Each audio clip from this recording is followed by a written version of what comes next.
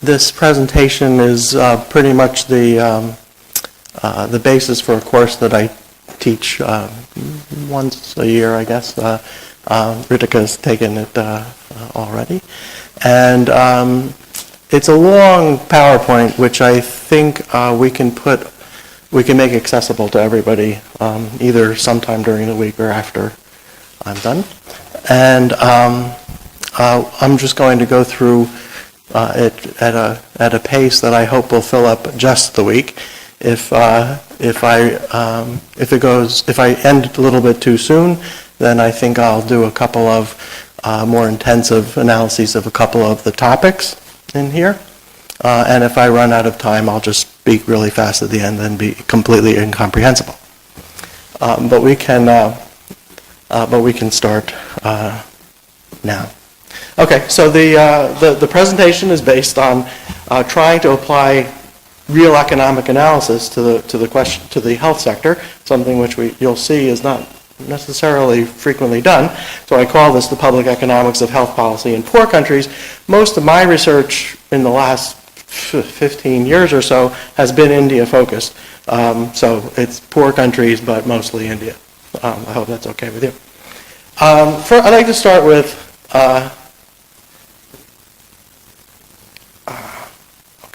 a quote from some random guy. I found a quote. It seemed to fit the problem reasonably well.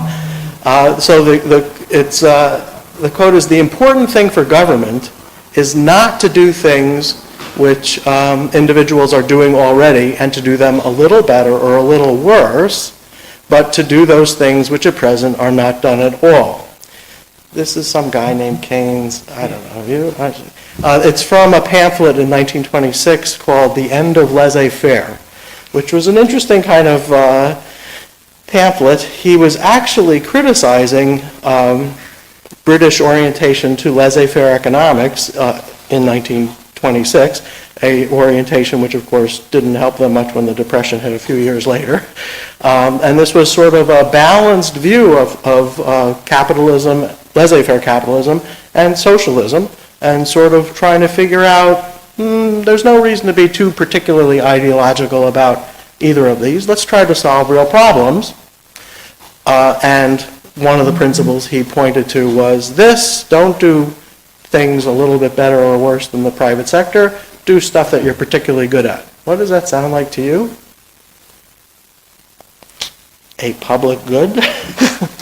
And in fact, if you wanted to extend it a little bit further, you could say any source of market failure that perhaps the government have some way of improving.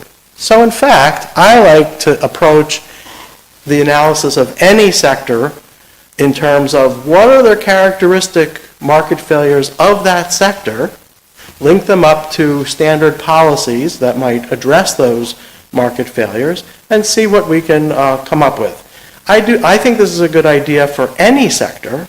Electricity generation, you might be able to say there's a natural monopoly of the distribution, so of course the government has to do something about it, but the generation of energy, maybe not so much. So in any case, almost any sector, you can take a look at what are the really big problems that you need to address, and how big are they? So let me just start with public goods. This next slide is very pedantic. You probably have seen this kind of thing many times, but the first thing that we think of in the health sector are public goods and externalities. Now, usually when we talk about public goods, in introductory economics, the professor has to come up with some weird example for what a true public good is, because we don't have a whole lot of completely public goods. They usually come up with national defense or something. But in the health sector, we actually have a few things that are genuine public goods, at least local public goods. There's the getting rid of mosquitoes that lead to malaria or dengue fever. Obviously, nobody has you can't really sell mosquito control too easily because lots of people would benefit from the mosquito control without having to pay for it. Well, that is the definition of a public good, and so we have a pretty good example. If you remember your introductory course, the public goods are really sort of a extreme version of externalities. It's sort of what fraction of the value of the product is actually captured by the person who pays for it.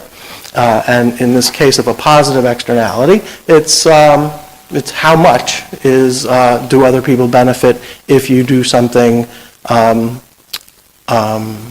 for your own sake. And immunization might be an example. There is private demand for immunizations, private marginal benefit, willingness to pay, demand. But if there is an externality associated with immunization, that's actually a controversial point we might come back to.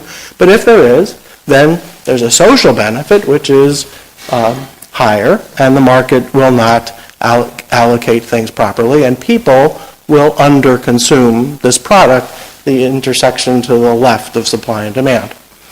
And if they do that, then we have a way of estimating exactly what is the loss of the government not fixing this particular market failure. The pure deadweight loss, the welfare gain, is the red triangle. Forgive me if this is too elementary. I'll get through it really quick. Maybe we should know, before we start deciding what government should do, how big is that potential gain. If this is a really easy thing to do, government should do it. We're going to get the value of the red triangle. But maybe it isn't so big. Maybe we should take a look to see exactly how big this is. You might, now we draw this diagram all the time. It's a standard diagram, but if you think about it, how often have you seen an actual empirical estimate of what that welfare gain is, even for standard externalities like pollution control? We know how to draw the picture, but it's been a very understudied, very low, very understudied research topic. It's sort of nitty-gritty. Maybe it isn't fancy enough for academics or something, but it's obviously very important, and maybe we can think about what kinds of research could go into making that more well-known in the health sector in India. The other thing I'd like to point to is, this is not always mentioned, but we usually look at that green rectangle as some kind of transfer between either government or producers or consumers. But in this particular case, that would be the cost of subsidizing a good with a large externality. And that rectangle is actually much larger than the little deadweight loss triangle. It's usually ignored because it's usually thought of as just a transfer. However, another very understudied area of economics, which perhaps your macro and finance group might look at, is actually estimating the welfare cost of government funds, the welfare cost of taxation. We usually think that this money is free, but in fact, it isn't. If you have to raise more funds through distortionary taxes, this is very expensive. And again, we're trying to get this welfare gain in the red, but just from the first principles, we know that we're going to be spending money that itself has a welfare cost in its collection. Another thing which we usually just skip over and not measure. So this is another thing that might lead to research. In any case, whenever people say, oh, yeah, there's an externality, there's a public good for for health, that's not quite good enough. It really should be something that leads to quantitative research to figure out exactly how important is this thing. So public goods and externalities, they sort of form the first set of problems that characterize the health sector. Second set, information asymmetries. I think what this usually refers to, there's two kinds. The first one that I want to talk about is in the market for medical advice, that is for curative care, it's frequently stated that doctors know a great deal more about health than the patient. That has to be true. What would be the point of going to see a doctor if he didn't know a whole lot more than you about your problems?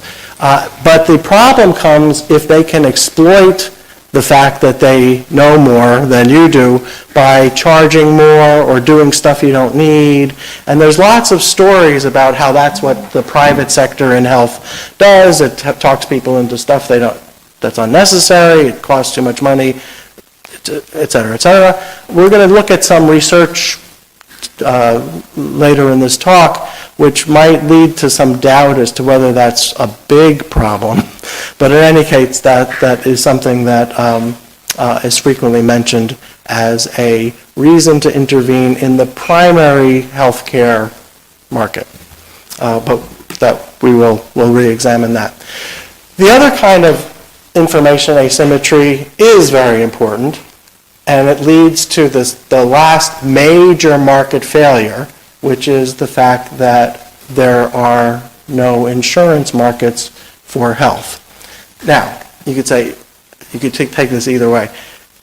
Yes, in fact, in India, there has always been some health insurance, but think about it. It's all until our RSBY came along. It was always very expensive and really only directed at the very richest people. For most of India, you could say there's no insurance whatsoever. And in fact, when I would give some talk, a family resemblance to this one, in other poor countries, particularly in some African countries, they would say, what are you talking about, a market failure in an insurance market? There is no insurance market. It's totally relevant to us to talk about market failures in insurance. There is no insurance market. My response was, exactly. That is the worst possible market failure if the market simply doesn't exist. And there are good reasons why the market doesn't exist, also related to different information asymmetries. Anybody know about the stories for why there is no insurance market? Okay. Frequently, people point to the problems of adverse selection and moral hazard as reasons why insurance doesn't exist.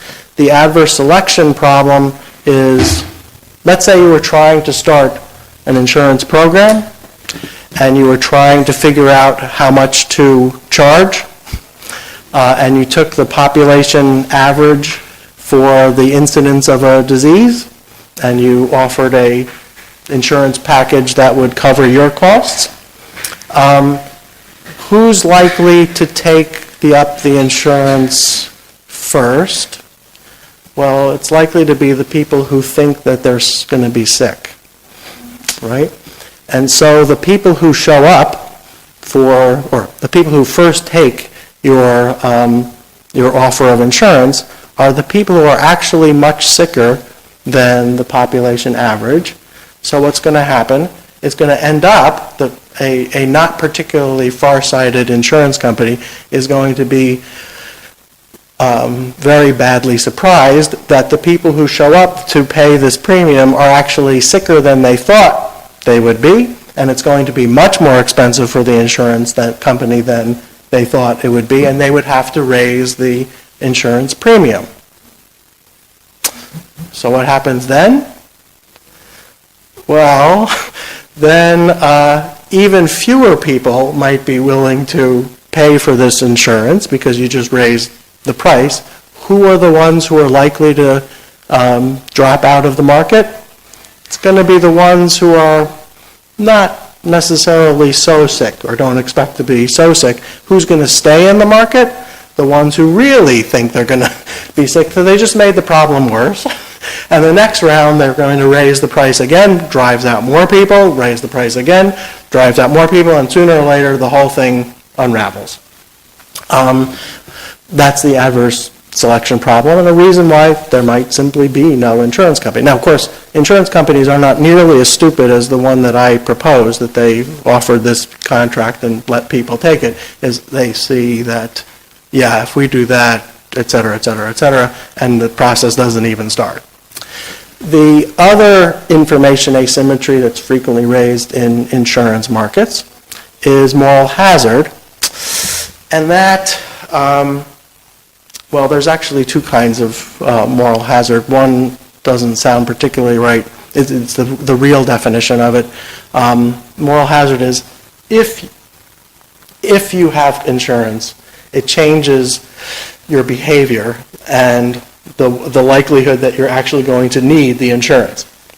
For example, no, what is this?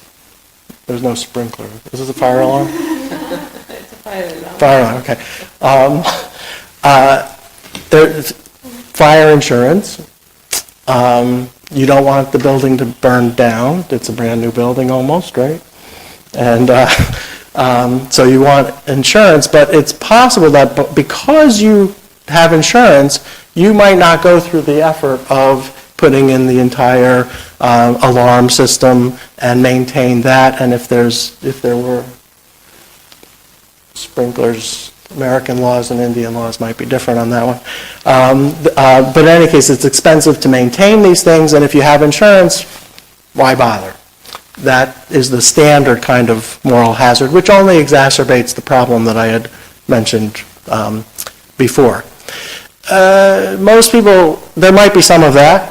In health, there were some examples of HIV/AIDS, where once there was an effective drug, some people did not take as much care in having sex or sharing needles for intravenous drug use, because they, at least in richer countries, it's because they could sort of deal with it as a chronic disease. It wasn't a certain death penalty as it was when the disease was first found, and some people found that there was actually more risky sexual behavior after an effective drugs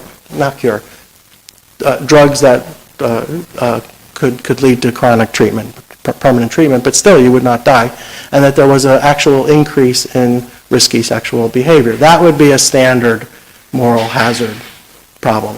But that's not usually what we think about as the moral hazard problem in health. In health, we usually worry about sort of collusion between the patient and the doctor relative to the insurance company, which is, if you're insured, why not ask for more stuff? So the doctor benefits from having more stuff done because he gets paid for this, and the patient isn't paying for it, so why not? And that can drive up costs for the system significantly. And that, some people say that's not really moral hazard, but from our perspective, the insurance company offers something, patients take the contract, and then they find out that something that they didn't expect happened. That's true for both kinds of moral hazard problems. So between the adverse selection and the moral hazard, most poor countries simply don't have health insurance, and this is a major problem in that government really should be worried about. So as a first pass, if I were to take a look at the market failures, I would say there's the public goods and externalities as gigantic market failures.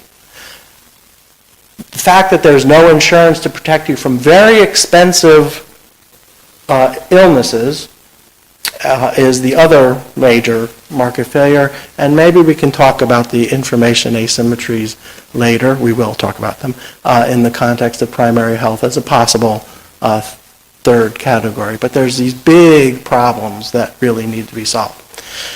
And through all of this, we should worry about how can we use government expenditure to actually help the poorest first.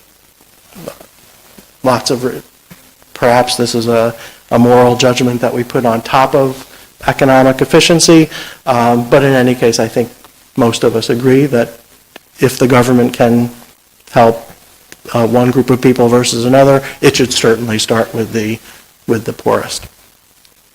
Some of them interact. For example, when we do surveys of poor people and ask them what kinds of things are they concerned about, it's usually jobs and food and things like that. However, many of these surveys show that people are very worried about having health expenditures. Now, the kind of health expenditures they're worried about are not a anti-malarial pill or an antibiotic. They can pay for those things. What the kinds of things that drive them into extreme poverty or extremely bad circumstances are big health expenditures, not little ones, and therefore the insurance thing and the poverty thing might have some direct interaction. Another topic that we're going to deal with.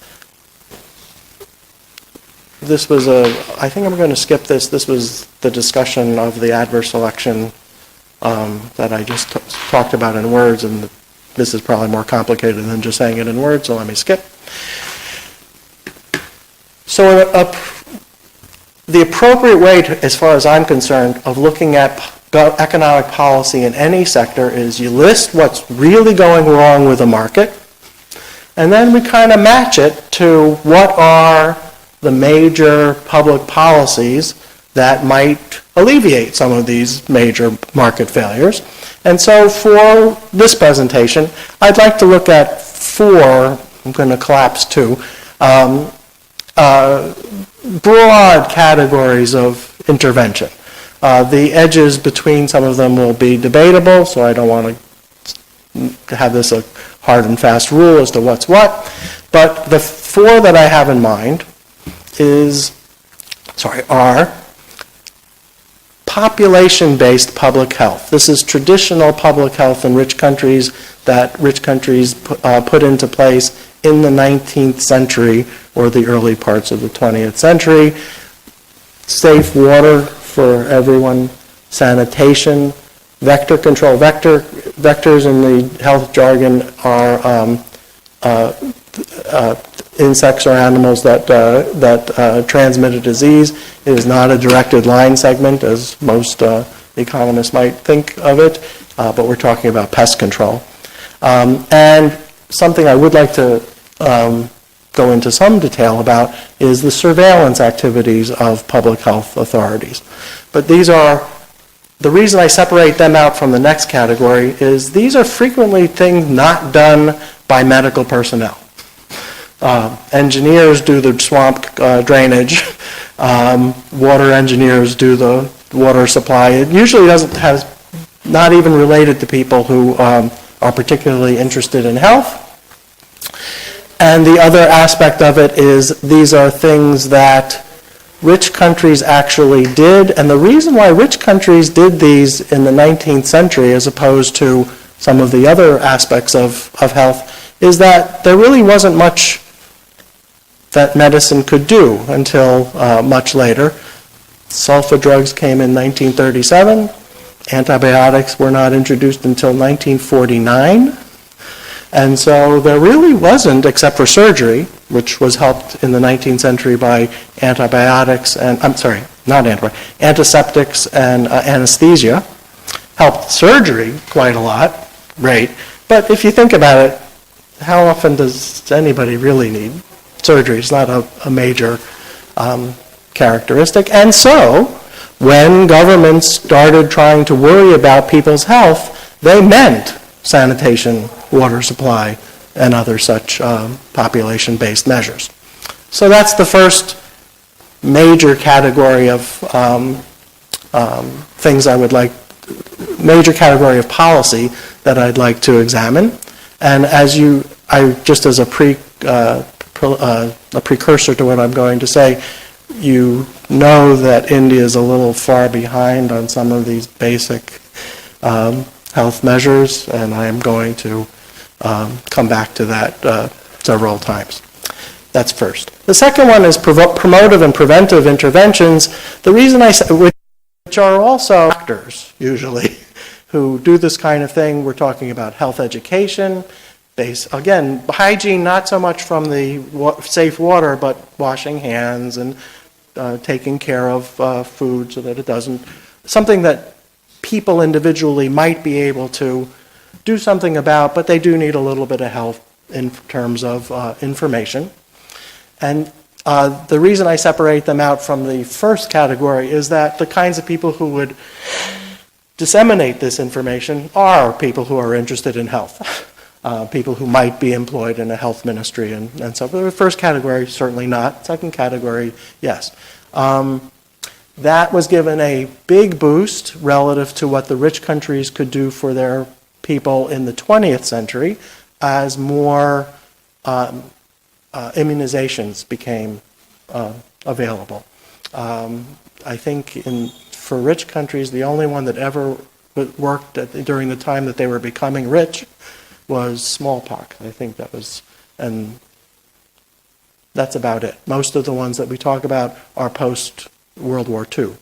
And there's a very recent and things that happened long after rich countries were rich. So this is a new piece of the armamentarium for health sectors that we can talk about. The third category, actually the third and fourth category is where the arbitrary distinction comes to play, is they're both curative care.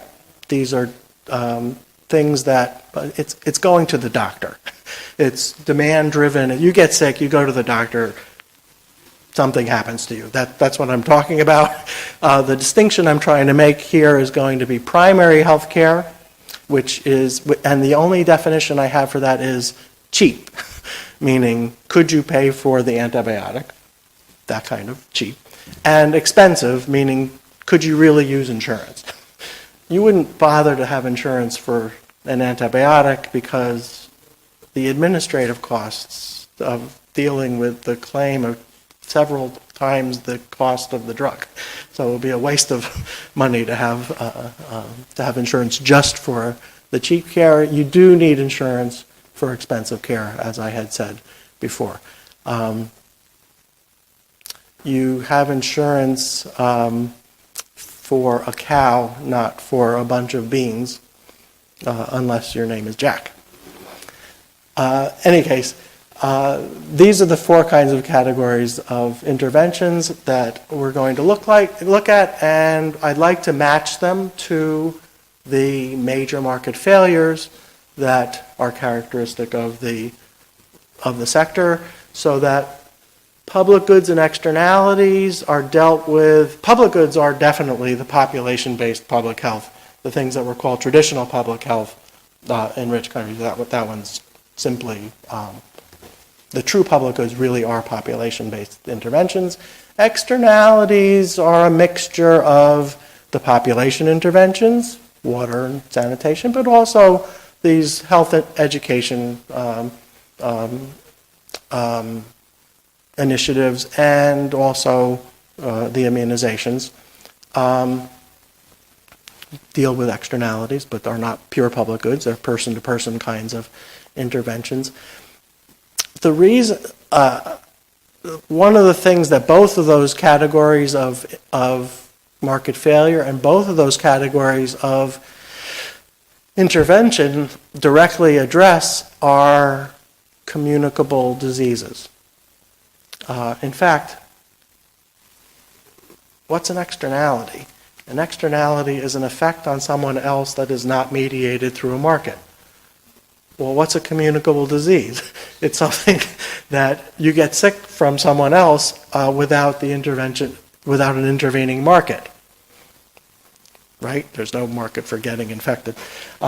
And so actually, externalities and communicable diseases are really closely related topics. And those are dealt with by our first two categories of intervention.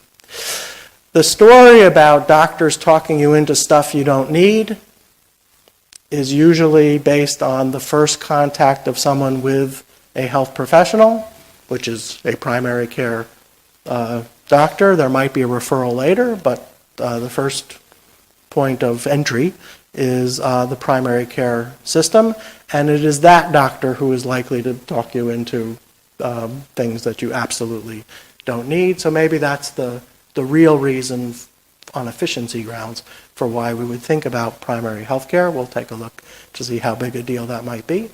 And of course, the connection between hospitals and insurance is very close.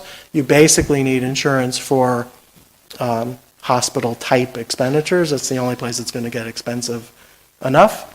We're also going to look at it the other way around, is that if insurance is way too hard to provide, and we'll have some discussion about how hard public insurance actually is sometimes, maybe hospitals are the solution to these expensive, publicly helped hospitals might be the solution to the catastrophic problems of no insurance, because maybe you can run a hospital better than you can run an insurance scheme. We'll talk about that later. But in any case, insurance and hospitals are obviously closely related. So this is basically what I'm going to talk about for the next few days. We'll see how far I get in each one, but it's this kind of logic of here's the government failure, market failure.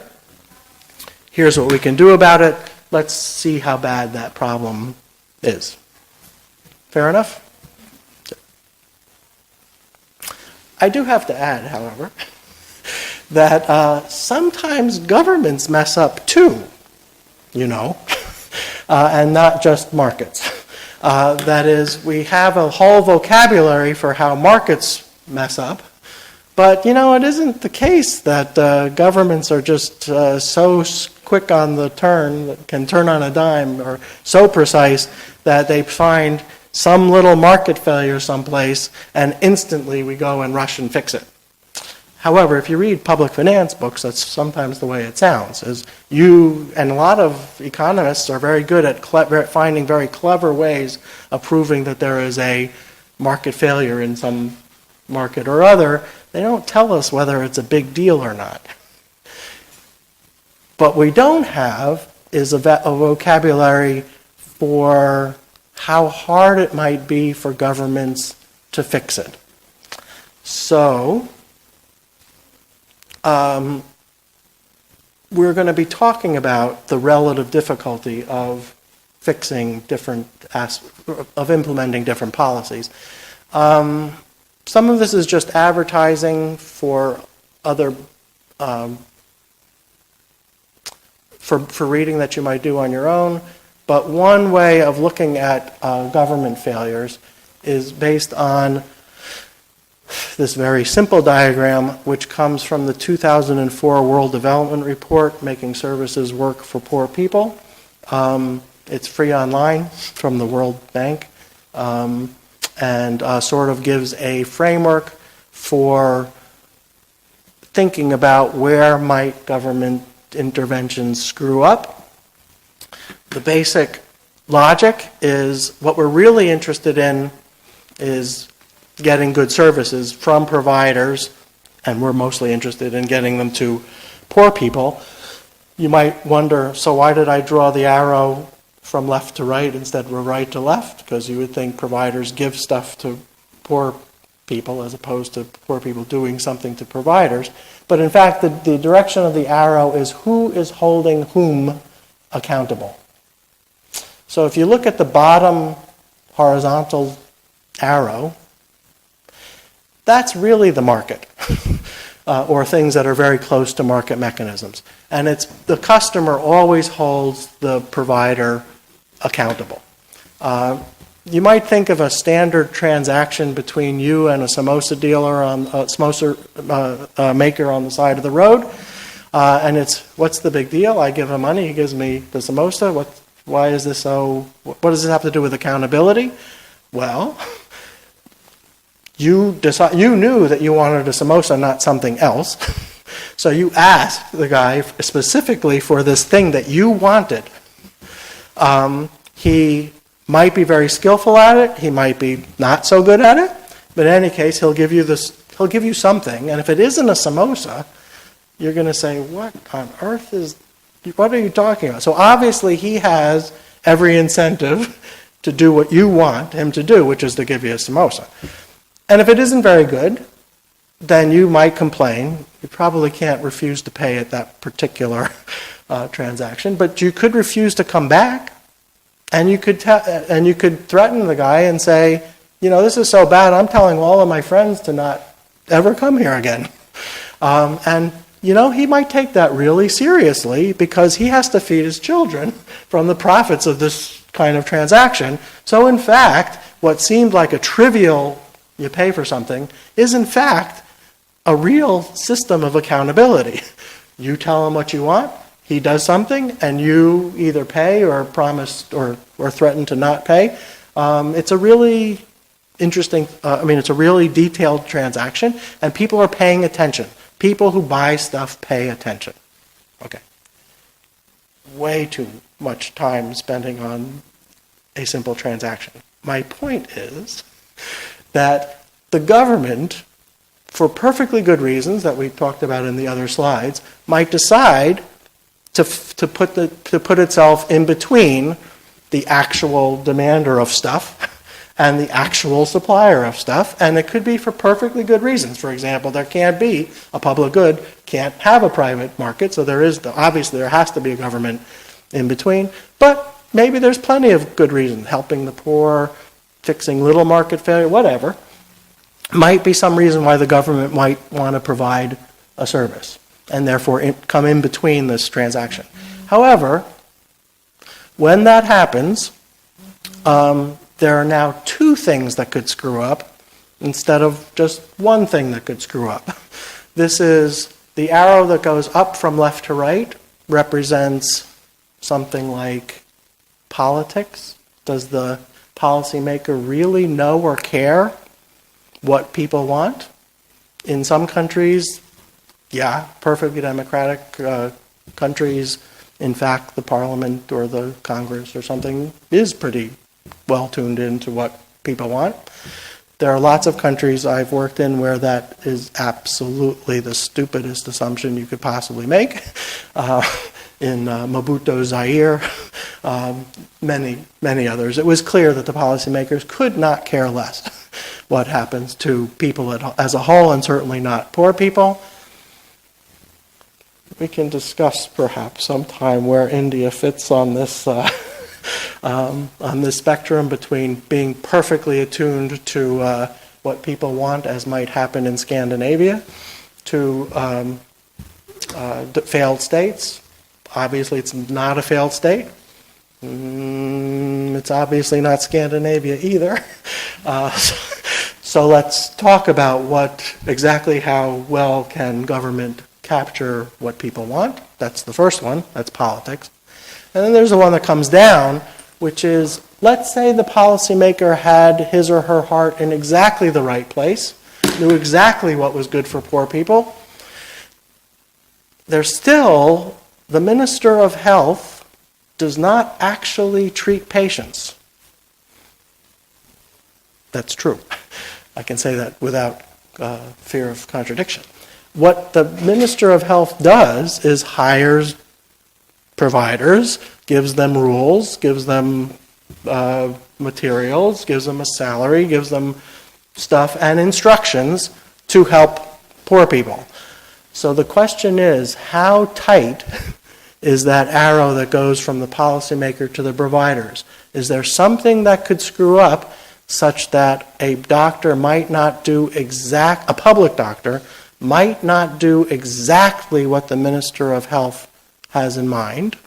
And I think we're going to talk about a few cases where there's room to doubt that providers on the front lines do exactly what the government thought they were going to do. I'll take it out of health for a moment and bring it into education. You might have seen some of the movies that Pratham, I don't know if the NGO that does a lot of education work, has shown about how children are treated in schools in some villages, not every village, just some village, in India. And you see that the teacher, the headmaster, does not treat the children very politely. I am sure that the Minister of Education would have preferred that the children be treated politely and caringly, and it does not seem to happen. So you could see there could be some slip between the cup and lip for whether or not policymakers do actually control behavior of providers. These are the two that I just mentioned. Our policymakers, accountability is the real key to whether or not governments are working well. Are policymakers accountable to the public and really committed to improved health and the financial protection that protection against catastrophic loss? Do they really care? We can take a look at that. And are providers accountable to the policymakers and through them to people for providing good services? And you could see, I'm being coy here, but you could see that there could be a screw up in either of those cases. And let's take a look at what actually happens instead of pretending that everything goes according to plan. So the basic logic is, let's take a look at the main principles from public finance, but add this extra dimension of public accountability. And I'm going to contend that there is no obvious theoretical, ideological solution for what governments should do or what not do. Let's take a look at the real world and try to compare how bad is the market failure and how unfair is the market in terms of equity to how easy is it for the government to do something about it. We're going to compare market failures and government failures explicitly and try to come up with some practical advice based on reality instead of ideology. And I'm going to say one of the things that helps us with reality instead of ideology is to make sure that we understand this is a quantitative problem, not a sweeping statement about always do this, always do that as a qualitative statement. It's really how big are these problems. And again, a research agenda could be, let's measure some of these sometime, because most of these things are not measured. As I said, sometimes it's too difficult to measure. It might just be a judgment call. But in essence, it's a quantitative statement, not a broad statement. So it's just comparing the size of the market failure and the ability to fix them. So here I found this other guy, old guy, dead. This is A.C. Pagoo. Any recognition of who this Pagoo guy is? When we were talking about fixing the externality, there was a particular subsidy. If it was if it was pollution, it would have been a tax, and we call those things Pagoovian taxes or subsidies. It's because of this guy, the Economics of Welfare, I think, 1920. So this is an interesting quote. He says, "It is not sufficient to contrast the imperfect adjustments of unfettered private enterprise with the best adjustment that economists in their studies can imagine. For we cannot expect that any public authority will attain or will even wholeheartedly seek that ideal. Such authorities are liable alike to ignorance, sectional pressure, and to personal corruption by private interests." He's talking about the same kind of thing as I was just mentioning. But think about this. This is Pagoo. This is the guy who invented this. He says, hey, in fact, it was this book. He said, hey, this is a great idea to put in the taxes and subsidies. I invented it. I think it's a really cool idea. But hey, let's not get carried away. You don't think anybody's going to really do it, do you? And so this was right from the start. We had cautions to not get too excited about the the best adjustment that economists in their studies can imagine, the theoretical optimum that might be put in if we measured this properly. But what is really going to happen? And so it's good to remember what Pugu cautioned us right from the start. So we wanted to see whether, which one's which. So market failures might outweigh government failures. There's a natural monopoly.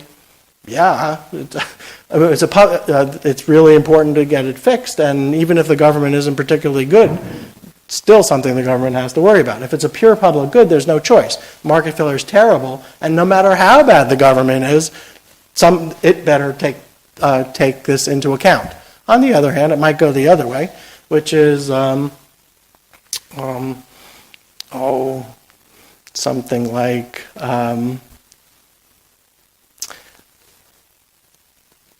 small aside. I worked in environmental issues in Indonesia for a bit, and some people recommended that an American guy had never been to Indonesia. India is similar in this particular respect. Suggested that the government, the right policy is to do something that happens in America, both the U.S. and Canada, which is a policeman on the road sees a car going by and there's smoke coming out of the tailpipe. The policeman is supposed to stop the car and give them a ticket because there's smoke coming out of the tailpipe. And this was recommended for the Indonesian police. Anybody who had actually worked in Indonesia said, looked at this guy going, "What are you talking? You're going to give the police the authority to stop anybody on the street and threaten them with a ticket? Are you nuts?" So in this particular case, yeah, there was a market failure. There's pollution going into the air from the tailpipes of cars. But the government failure is you don't really think that you're going to give the policeman a whole new avenue for getting payments from drivers. This is what happened in Indonesia. Does this ring a responsive chord in India? That perhaps you might not trust your policeman to do exactly the right thing? Yeah, so here might be a case where the government failure would outweigh the market failure for this very specific intervention. Market failure is really bad in, I said there was public goods, there was natural monopoly.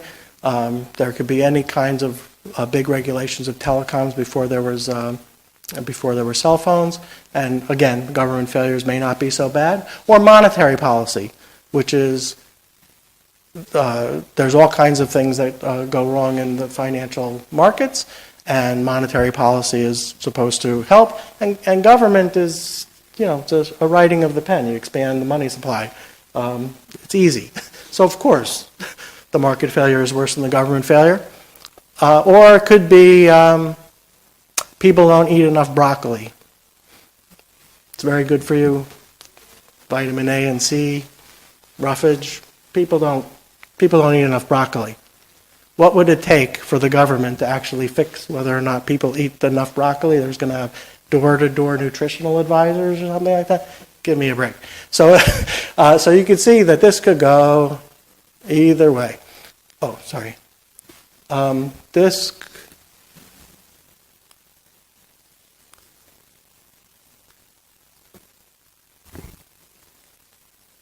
could go either way.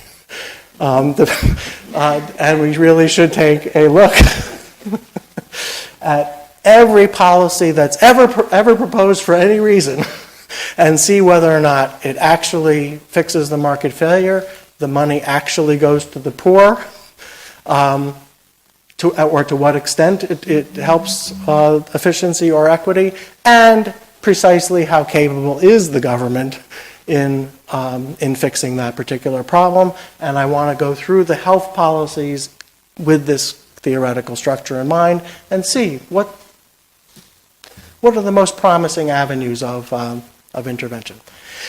Which brings me to I only have, in my entire career, I have only had two things to say about policy. Any policy, ever. The first is, provide public goods before private goods. Seems a reasonable statement. Or, to make it a little more sophisticated, fix really bad market failures first. Okay. The second one is, do things you can do before trying those you can't. Also kind of sensible, I don't know. Or take constraints on government capabilities seriously. And this is just a summary of the balancing act I mentioned before. These seem like obvious, clear, uncontroversial kinds of statements. However, you'd be surprised at how bizarre these sound in current policy, current health policy discussions. And so this is the general framework I'd like to apply to those interventions. And I think in the last few minutes, I'm going to start on the first one and leave it on. I will not be able to finish the first one, but that's where we'll pick it up next time. What I'd like to do then is take those big categories of intervention and compare them on exactly this point. What's the complementarity or what's the conflict between or among efficiency, equity, and administrative feasibility?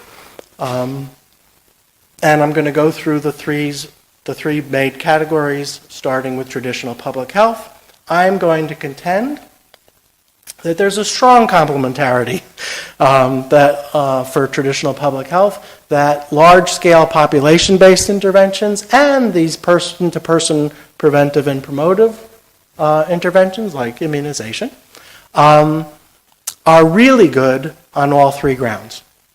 I'm going to contend that the efficiency effect is big, I'm going to contend that it's good for the poor, and I'm going to wave my hands and pretend I know something about administrative feasibility, but we can discuss that when we get there. Okay, so first, public health. Efficiency. Efficiency of traditional public health. On the theoretical grounds, there's a lot to be said for traditional public health. Not only do we know that it worked in some of the richer countries, but even from a theoretical point of view, the kinds of things we're talking about is reduction of communicable diseases, making sure that communicable diseases are dealt with. These are the things that, as I just mentioned, are very high externality activities. Theory would say, go for it. That seems like a really important thing to do. And as I mentioned before, some things are actually pure public goods, at least locally. That is, there can't be a private sector, even in principle, because you can't get beneficiaries to pay. A public good isn't just something that you don't want private markets to do. It's something that private markets can't do. And there's a bunch of those in the health sector. Now, this seems really straightforward and commonsensical, though it really isn't.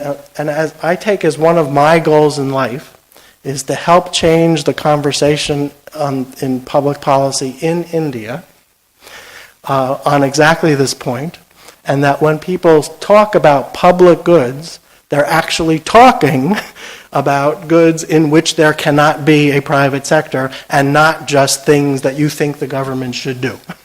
I know that this is a vain attempt. I'm never going to actually change the conversation in India, but I would like to keep pushing on this point so that we don't say that things like curative care is a public good because we want the government to provide curative care. It isn't, because obviously there is a private sector, and so we can talk about whether or not government should do it, but we can't call it a public good. Sorry, we'll be coming back to this several times. I didn't want to perseverate on that particular point. However, it is a goal of mine. I thought I'd let you know. On the practice side, just what we know about health interventions, we do see, and I'm going to try to convince you, that there is in fact a large health outcome, a large effect on health outcomes from the pursuance of communicable disease control. And whether we can measure the dead weight loss or anything, we know that these things are something that people would like to improve if they could. I can't put a very accurate number on what is the market failure, but in practice we know that these things work. So in a lot of cases, and in fact if you were to look at the National Family Health Service surveys of 1992, 1998, I don't know what you can do with the 2005 one, but if you just run simple regressions, these things show up all the time. What reduces infant and child mortality? Actually, let me skip safe water and sanitation. Educated parents, absolutely, and sometimes it might be just the mothers, maybe it's both. That's controversial, but educated parents have healthier children, no question about it. Richer parents have healthier children. Why? Obviously, it can't be that you chop up rupee notes and put it as a poultice on the child. It must do something. It buys better food. It buys better purchased care. It buys larger homes that are less crowded and close to their neighbors. Lots of things that money can buy. Both of those things reduce infant and child mortality. No matter what survey you look at, no matter how you specify, it's always there. And educated parents, always there. Safe water and sanitation, sometimes hard to measure, so it isn't always there, but it's usually there. It happens, it's quite frequently one of the important interventions. Immunization, always there in studies that measure immunization. However, immunization is highly correlated with income and consumption and might be one of the mechanisms by which richer, better educated families protect their children. Whether or not it's the push of government programs that helps immunization, or whether it's the pull, the demand of educated and wealthier parents, that's something we can look into. I don't know the answer to that question, but in any case, immunization itself does reduce infant and child mortality, and I actually don't have a lot of evidence on this because matching programs to outcomes is really hard due to the data. We don't have enough information on how government policies actually reach people, and this might be an important role for research to match government programs on these kinds of programs with what actually happens on the ground. But I have a strong prior that those are very important.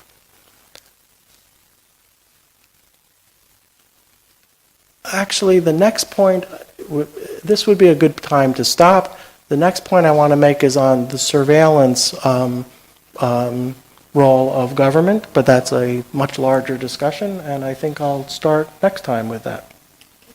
Can we take any questions? Can we stop before we end? Where do you put pollution control? We do have some evidence emerging, not as good as we'd like, about respiratory illnesses in children and air pollution. I actually was more interested in biological contamination, the first one, safe water and sanitation, but no, there's, actually safe water includes arsenic, so certainly in West Bengal, along the Bangladesh border, there's that kind of pollution which has been shown to hurt children quite badly. Air pollution, I think, is a seriously understudied effect that we should have, that we should be doing more of. Agricultural fires as a contributor to air pollution. Some students of mine did a study of Punjab, And Punjab, being relatively well off, generally did quite well on most health indicators, but did have higher respiratory illnesses among children, peculiarly because it did so much better on most things. When we looked at some satellite imagery of fires that you can see from space, it turned out Punjab lit up on the map, and so that because of the switch between Ravi and Kharif, is that when they do the fire? Yeah, so between Ravi and Kharif, there's burning of the stalks. Turned out was very dramatic in the Punjab area, and could well lead to respiratory illnesses. That's not been proven, but seems plausible to me. So that's a whole other category of policy we should look at. In one of these slides, you talk about promoting healthcare. Could you elaborate on that? What is that? What would come under it? The kinds of things I have in mind are the preventive things that parents can do if they had more information, preventive things that are in fact dealt with by health-related professionals, a nurse or just an ASHA or somebody who sort of does person-to-person health education, washing hands, what you should feed your children, what you shouldn't feed your children, how you should cut the umbilical cord during birth. Obviously, these are things that people who are interested in health would be doing, but not necessarily doctors. Immunization fits here too, one-to-one kind of transaction. So it's the basic preventive stuff that's done either in clinics or by house-to-house visits. Is what I mostly had in mind. So I missed the connection between the last slide and public goods and this slide. What was you're not saying these are all... No, I'm not saying these are all public goods, but a lot of things related to safe water and sanitation are, and immunization may have some extra. The pest control certainly is a public good. Education and income obviously is not. It's about people. I guess one of the things, this would be the best to state it now, whenever you have a proposed health intervention, you should keep in mind, is it going to make much of a difference on top of what a educated mother with enough resources could do for her own family? And I think lots of times things just don't stack up as well as that. So in government allocations, if you're going to increase health expenditures, it might come at the expense of education for women particularly, but education. What's the net health effect if you do that? That's something you should worry about. And even if it isn't education, it has to be paid for with taxes, which means you have to take income away from somebody. We still have a lot of indirect taxation. We don't really know who pays the taxes. Another kind of study that perhaps should be done is who actually pays the taxes in general equilibrium. That is, it could be hidden in low wages. You're taking money from people, possibly the average taxpayer might be relatively poor. Can you actually take money from them, spend it on health, and improve their health any more than they would have done themselves? So this is not exactly the public good part. This is really just a description of empirical work, which does have some components of public goods that help. So you go to the example in Indonesia, where the policeman was allowed to give a fine to a person if he is polluting, if his car is polluting. Could there be better alternative to that? Instead, you give an emission permit or you have a safety assessment test for the car itself and you know how much it's going to pollute and you tell it within every 5 years this thing has to get an emission permit rectified to the government. Would that be a better alternative? Almost certainly.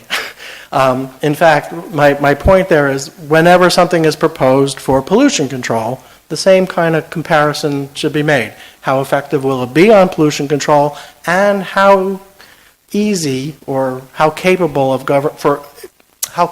governments of seeing it through?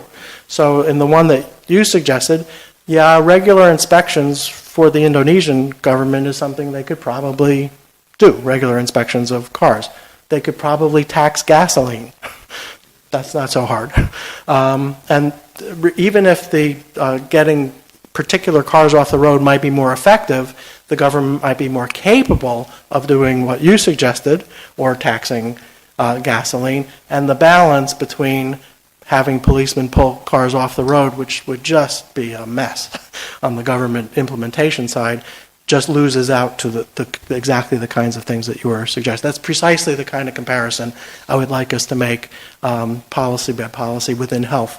Two is how effective is the intervention? How capable is the government of doing it? So you compared government failures to market failures towards the end of the slide. Going back to the first couple of slides on filling up the deadweight loss and the green rectangle with how much the government spends. But how would you do that analysis if there is no supply curve? So if in a tribal area in India, you would have no private participation, not because people aren't willing to pay, they might want to pay for, the antibiotic sort of cheap health. But no private player would want to go in remote areas such as that to provide healthcare. So how would you then compare the costs and benefits? Okay, so this is going to come up a couple of times in this presentation, and you might wonder, why isn't there a supply of anything at all? You could say, well, yeah, they're willing to pay. They're willing to pay the MRSP for antibiotics, but that's not the cost. The cost is getting that antibiotic to someone in the remote areas. That's an entire supply chain, a marketing chain, and salesmen, people to check up, collect the money and trade it, and bring it back to the manufacturer. And so the cost is actually pretty high, and it may or may not be the case that people are willing to pay the actual cost of the product. They can pay the 20 rupees, but they can't pay the 2,000 rupees that it costs to get it there. That's something that we could look at as to when something is it absent because of some market failure, or is it absent because demand just isn't high enough to cover the true costs? So So that's not a market failure. not necessarily. People I don't buy a bunch of stuff because I feel it's too expensive. It's not like I don't have access. It's just not worth the actual cost. We have to be careful to know which one it is. That's